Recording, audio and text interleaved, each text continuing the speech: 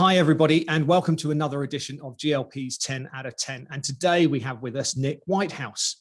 Now, Nick grew up in Leeds in the United Kingdom and then took a move to London, determined to find a way into the industry. He worked every gig and every venue that he could before landing the house job at one of London's most visited venues, the O2 Forum in Kentish Town, as it's now called. From there, things took off in a big way, soon working with Coldplay as they themselves broke into a successful career, and then starting a long collaboration with Justin Timberlake. Continuing the winding path of seeking out new challenges, Nick made the jump to the US and then co-founded the company Fireplay, based out of Nashville, and taking an increased focus on the creative producer role. A multiple Knight of Illumination sword winner, Nick's artist collaborations include James Taylor, Thomas Rhett, Kylie Minogue, The Killers, Britney Spears, Jay-Z, Carrie Underwood, Lindsay Ell, and many more. Nick approaches every project individually, and whilst he's not one to back away from technology boundaries, he always maintains a keen focus on the artist to ensure the delivery of the greatest show possible. Welcome, Nick Whitehouse. Thank you. That's quite an introduction. It's fantastic. It's fantastic. And you've been quite busy recently. Especially you did this fantastic thing recently, or coordinated, I guess, at least this massive thing. So I'm sure you didn't do it on your own. There was a lot of team effort with Lindsay Ell to raise money for the Crew Nation campaign. We did, yeah. Which was just absolutely fantastic. Yeah, it was. I mean, it was one of those moments where what can I do? What can Fireplay do to kind of raise awareness of our situation? And the obvious question was, well, we can put on a show, and Lindsay graciously accepted the challenge and kind of got in full feet, you know. Yeah. And we kind of together created a cool show, and we managed to donate to all the charities. We managed to pay our crew, so it's successful all round, really. That's brilliant, absolutely brilliant. A great initiative, and obviously, as you say, it's fantastic that the artists and everybody else were able to get behind it, their management, and support the cause. So exactly, absolutely brilliant. Well, congratulations. Thank you. Okay, we've got our 10 questions for you. So okay, I'm ready. So let's we'll kick it off with the first one. Takes us right back to the beginning. So the question is, what was your first job as a designer? Okay, so there's two answers to that, I think. The first show I designed was for a band called the Rain Band, and they were a tiny little band in Manchester, and it was in the basement of a club. And it was one of those shows where it was my very first design, and one of the things I wanted to try, it was like the rad light. So it was the very first media server as well. And we were in this tiny little club. We'd found this business projector. We had this rad light hooked up, the guy that created it, and we did video on a show, and it was a record company showcase. Okay. And the entire record company was blown away that this little band could afford visuals behind them. I mean, they weren't very good, but we had visuals, and we had like 6 lights, and that was my first design show. That's awesome. That's brilliant. I mean, remember that rad light? Yeah, and then around that same time, I actually designed my first tour, which was Star Sailor, which I think people know a bit more than the Rain Band. Right. And I did their little tour that went around Europe, and a trailer full of lights and me. So it was fun. Yeah. That's fantastic. Yeah, I think Star Sailor had a bit more commercial success. They did. I don't think the Rain Band went anywhere, but they had great songs. Right. Great band. Great shows if you got to see them live, I guess. I think there was only one, and it was the one I did. Right. Short-lived career for them. Exactly.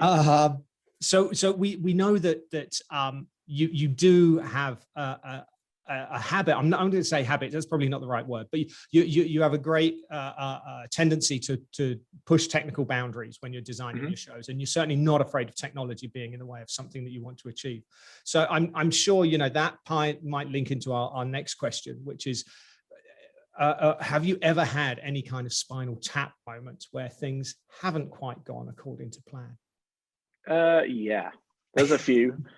I mean, let's talk about the technology moment. And one of the tours that I worked on with Justin Timberlake, we developed this really cool system for tracking him. With, it's widely used now in many different forms, but having the moving lights track him automatically.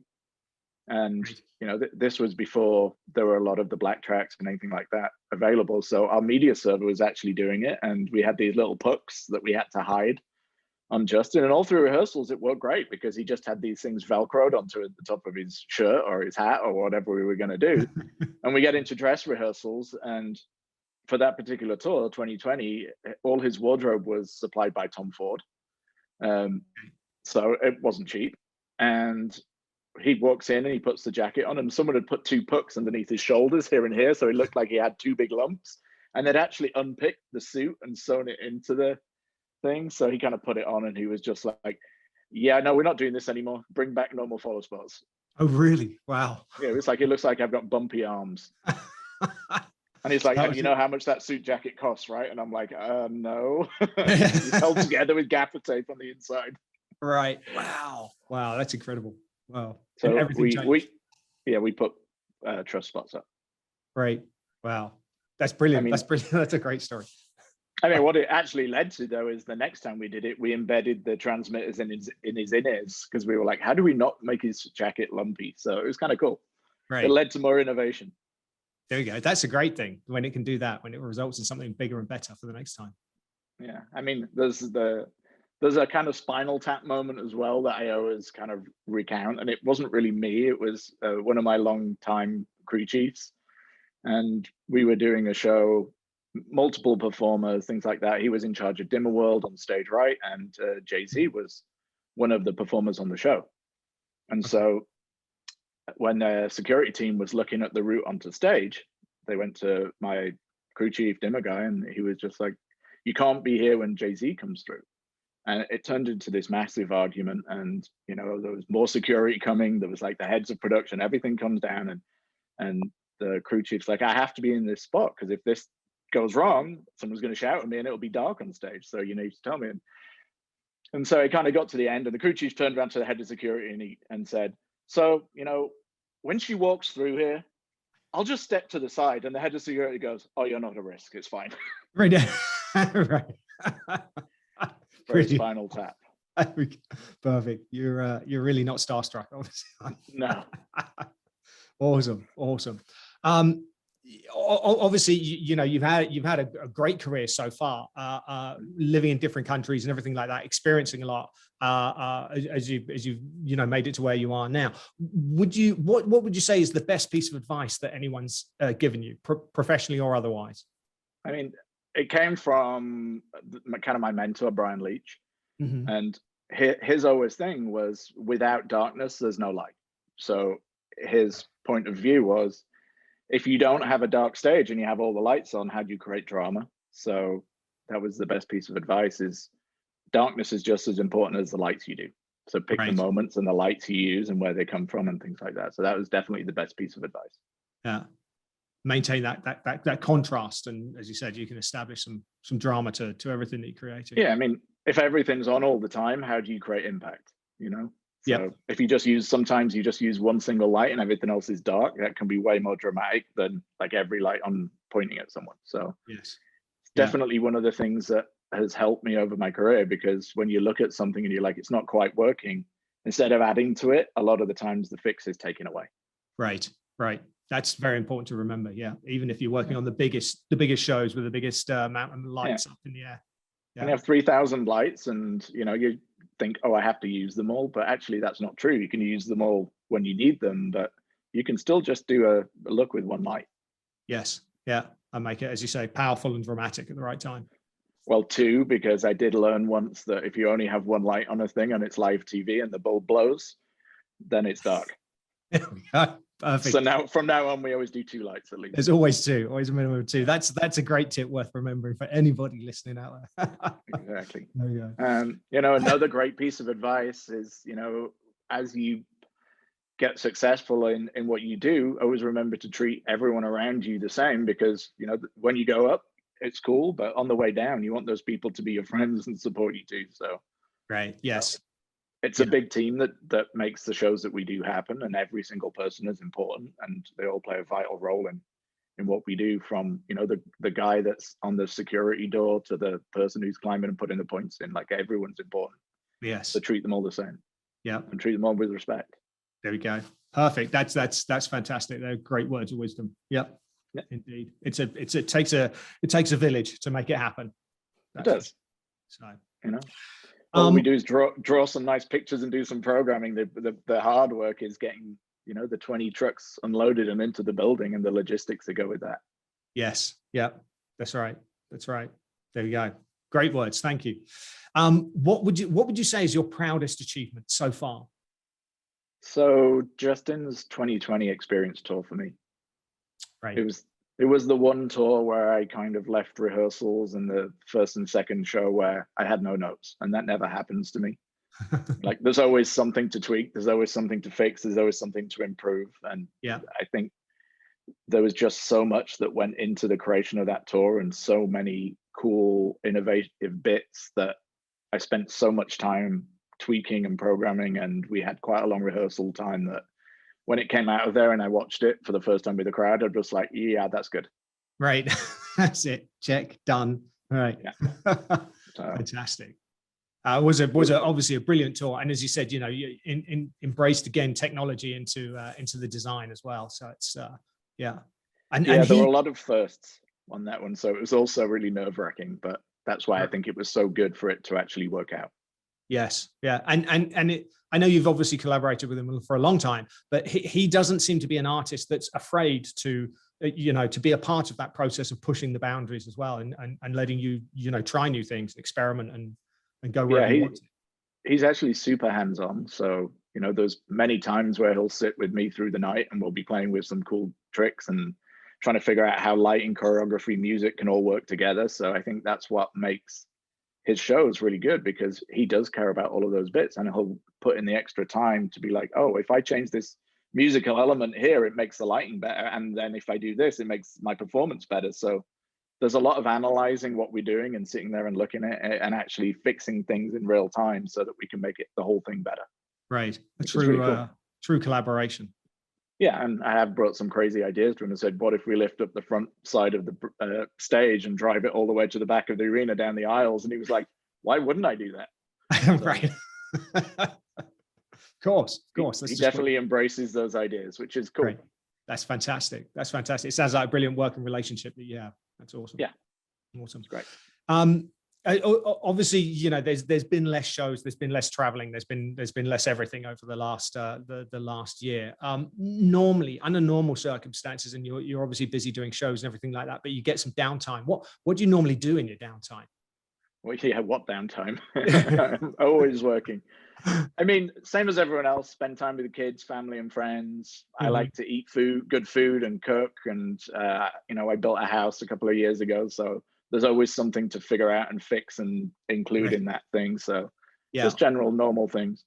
And just totally get away from lights and music and all the rest of it. Just relax.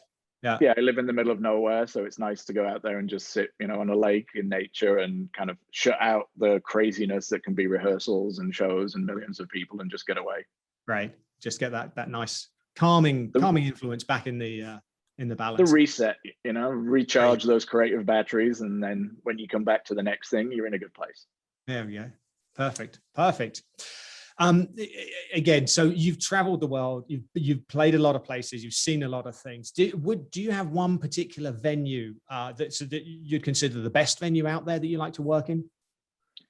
I don't know if it's the best, because there's a lot of challenges, but it's definitely my favorite. And maybe it's because the amount of shows and the kind of shows they've done in there, but I love the Madison Square Garden.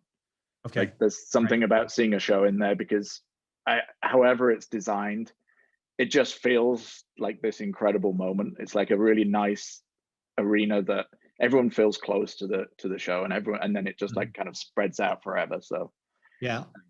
And I've done a bunch of shows in there, so it's a nice feeling to see it in the middle of New York. People go crazy. It's just like one of those iconic places that every artist wants to play. So being part of that, I think, just brings a little bit of magic to it. That's awesome. Yeah, and as you say, and it's an iconic venue. It really is. And the great people who work there. Great atmosphere every day that there's a show on, as you said. So absolutely awesome. Madison Square Gardens, it is. There we are. Yeah. Obviously, we've been in this state of lockdown on and off for the last year or so. Musically, if you were only able to have one artist or one album around that you could hang on to for an extended period of time, who would that be? And, one of my favorite artists who happens to be a client is James Taylor. I mean, Okay. he's one of those things that you go to kind of when you need some good music. It's just there. So he's the one. Right, James Taylor. I mean, obviously he's been doing it for a long time, an absolute master at his craft as well. Yeah, right. An amazing guy too. So yeah, you see it, you hear the stories, and you get to.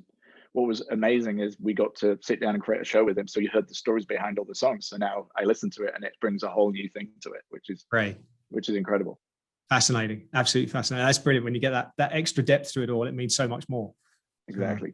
Wow, awesome. Okay, James Taylor. There we go. Mm-hmm. If you had the opportunity to go back and visit the teenage Nick and offer one piece of advice, what would that be?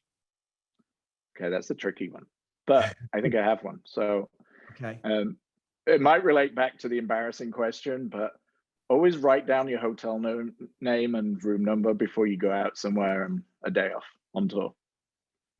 right. Right. Because they don't print it on the keys anymore. So no, that's true. They will just, they go out for dinner and a few drinks, and you're like, I'm going to go. Where am I staying today? right. That's right. First night. It's better now. You have iPhones and things like that, but back when that didn't exist, I think I've been in situations where it's like I have no idea where my hotel is. Right. Who am I going to call tonight? Who can help me out? Where are we? Exactly. Yeah. That's brilliant. That's a great piece of advice. There we are.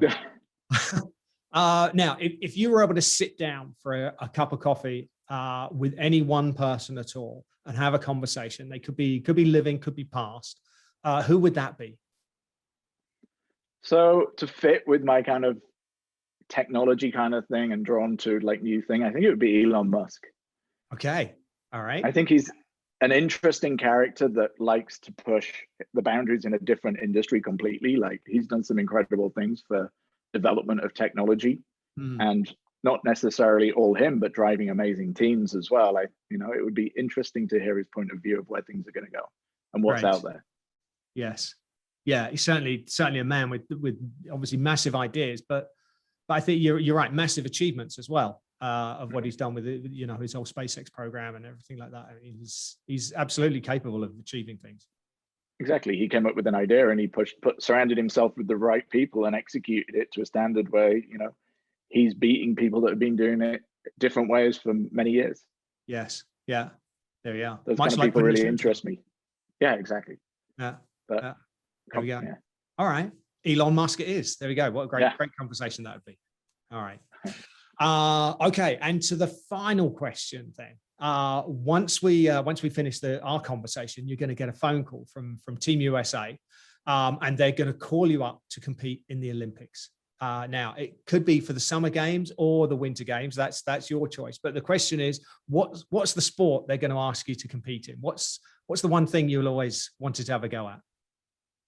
I'm not sporty at all. So if we can include drinking games, we might get close.